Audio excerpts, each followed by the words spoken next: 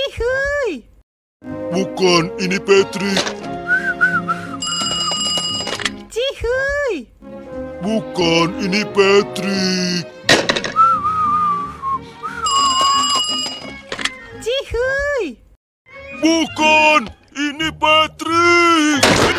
Kemungkinan besar dari kalian pasti pernah menonton serial SpongeBob. Dan kalau kalian pernah menonton, pasti kalian kenal Patrick, si bintang laut berwarna merah muda yang digambarkan sebagai makhluk bodoh, pengangguran, idiot, dowo. Tapi kenapa? Apa semua bintang laut memang sebodoh itu? Jadi selamat datang di segmen kenalan dulu. Dan minggu ini kita akan kenalan dan membongkar kehidupan hewan ini, bintang laut. Pertama-tama kita lurusin dulu, bintang laut starfish itu bukan fish. Seekor hewan bisa disebut ikan jika dia punya sirip, insang, dan tulang belakang. Lah ini satu ciri aja gak punya. Justru mereka itu masuk ke dalam kelompok Echinodermata, kelompok yang diisi oleh hewan-hewan seperti bulu babi, ular pasir, dan teripang. Makanya sekilas mereka kelihatan mirip karena ya saudara jauh soalnya. Saat ini, manusia sudah menemukan lebih dari 2000 spesies bintang laut yang tersebar di hampir seluruh lautan planet bumi. Mulai dari yang dangkal banget hingga dalam banget. Mulai dari yang normal banget hingga oh hell nah freaky animals. Struktur hewan ini aja bisa dibilang nggak normal gitu. Udahlah nggak punya otak, nggak punya darah, dan nggak punya jantung. Apa ini yang disebut hidup atas izin Tuhan? Tapi kalau kita bedah secara fisiologi, meskipun nggak punya darah seperti manusia, bintang laut tetap bisa mengedarkan oksigen dan nutrisi ke seluruh tubuhnya. Caranya bukan memakai pembuluh darah, melainkan menggunakan cairan di dalam sistem pembuluh air atau water vascular system. Cairan itu mengalir ke seluruh tubuh dan membantu mengangkut berbagai zat yang dibutuhkan sel-selnya. Nah, cara kerjanya mirip tuh sama pembuluh darah. Jadi meskipun nggak punya jantung buat memompa darah, tubuhnya tetap bisa bekerja normal, aman, dan chill. Dan selain menjadi pengganti jantung dan pembuluh darah, water vascular system juga berperan untuk berjalan.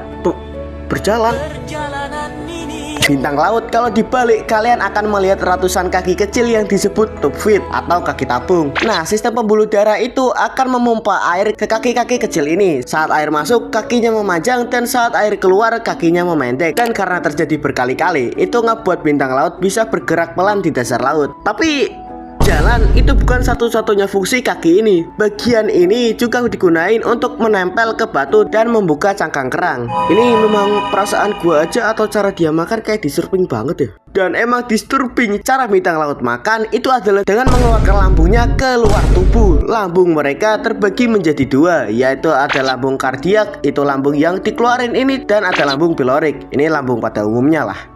Ini kalau Patrick pakai konsep asli bintang laut, kayaknya bakal jadi kartun horor dah. Apalagi mata bintang laut itu ada di setiap ujung lengannya. Kan aku tahu dia alien, cuma aku tidak bisa membuktikannya.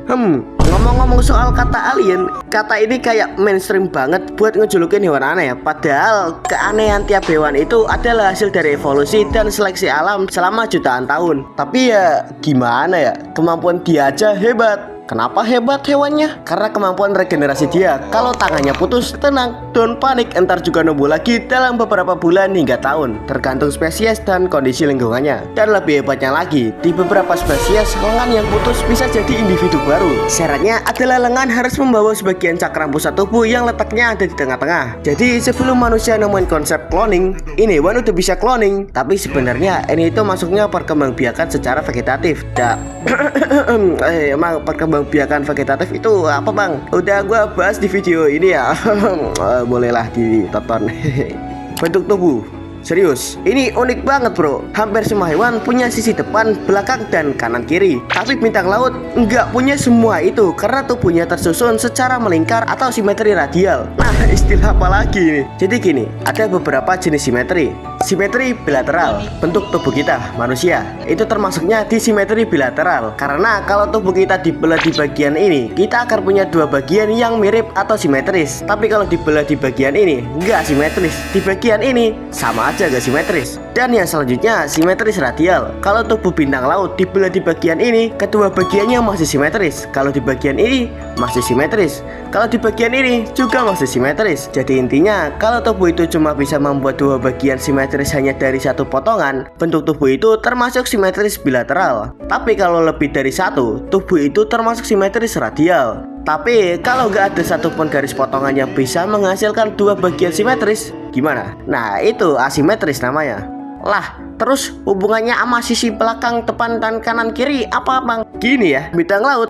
Mulut ada di bawah, kaki kesebar semua di bawah, matanya aja ada di tiap bagian lengan. Dan bintang laut itu bisa bergerak dari sisi mana aja. Karena kalau dia bergerak ke sini, apa itu bisa disebut bagian ini sebagai sisi depan? Enggak juga, bisa aja 5 menit kemudian dia bergerak ke sini dan bisa aja melakukan itu tanpa berbalik arah. Jadi ya, bintang laut itu cuma ada sisi atas dan sisi bawah doang. Tapi walaupun bintang laut punya hal-hal hebat yang aku sebutin tadi, dia juga punya akhir yang sama seperti kita, yaitu kematian. Dia bisa mati di masa hewan lain atau bisa aja karena umur. Emang umur bintang laut berapa?